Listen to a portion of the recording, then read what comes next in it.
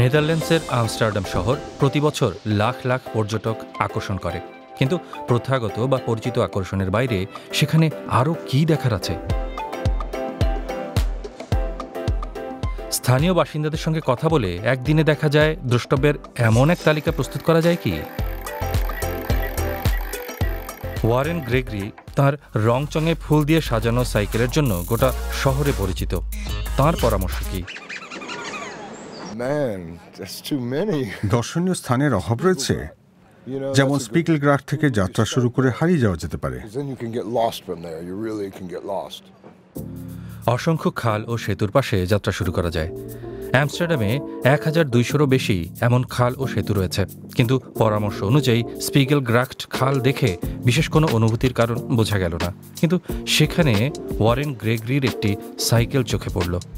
সেখান থেকেই শহরের লুকোনো আকর্ষণের সন্ধান শুরু করতে হবে। এরিন ডেল নামের আরেক বাসিন্দা পরের পরামর্শটি দিলেন। একদিনের জন্য কেউ আমস্টারডাম এলে অবশ্যই ফন্ডেল পার্ক যাওয়া উচিত। সেখানে শহরের নীরব জাদু অনুভব করা যায়। মানুষ সাইকেল চালায়, হাঁটে, ব্যায়াম করে, একসঙ্গে অনেক মানুষ দেখা যায়। ফন্ডেল পার্ক আমস্টারডামের সবুজ ফুসফুস হিসেবে পরিচিত। সম্ভবত গোটা নেদারল্যান্ডসের সবচেয়ে পরিচিত পার্ক সেটি। প্রায় 47 হেক্টর জুড়ে সবার জন্যই সেখানে কিছু না কিছু আছে। কবি ও নাট্যকার ইয়োস্ট ফান ডের ফন্ডেলের নামে সেই পার্কের নামকরণ করা হয়েছে। সেই পার্কের প্যাভিলিয়নও সত্যি দেখার মতো। আমস্টারডাম শহরের গভীরতম অংশে সেটি শোভা পাচ্ছে।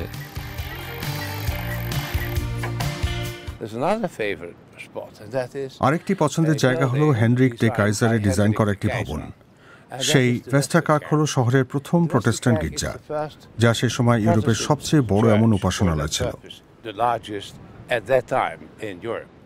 সম্প্রতি সেটি সংস্কার করা হয়েছে, কাজ প্রায় শেষ। অবশ্যই সেখানে যাবেন, দারুণ ভবন সেটি।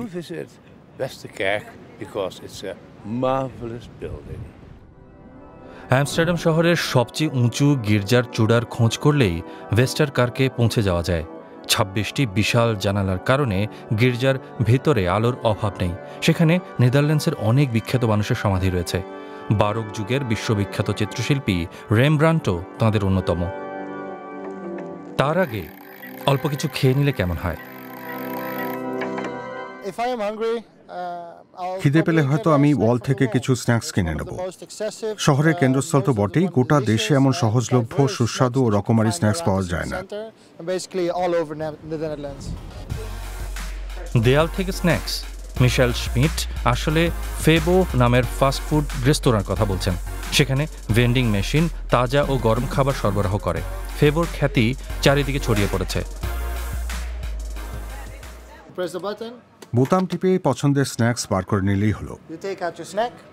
যেমন এটা চিজ সুফলে, ভেতরে গলা চিজ ভরা, কারণ আমরা নেদারল্যান্ডসে অনেক চিজ খাই।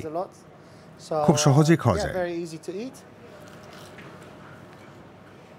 তবে সাবধানে না খেলে মুখ পুড়ে যেতে পারে। আমস্টারডামের এই বাসিন্দারা খুব সুন্দর এক দিন কাটানোর ব্যবস্থা করেছেন। মাঝে মধ্যে পরিচিত রুট ছেড়ে এলে যে নতুন কিছু আবিষ্কার করা যায় সে বিষয়ে সন্দেহ নেই।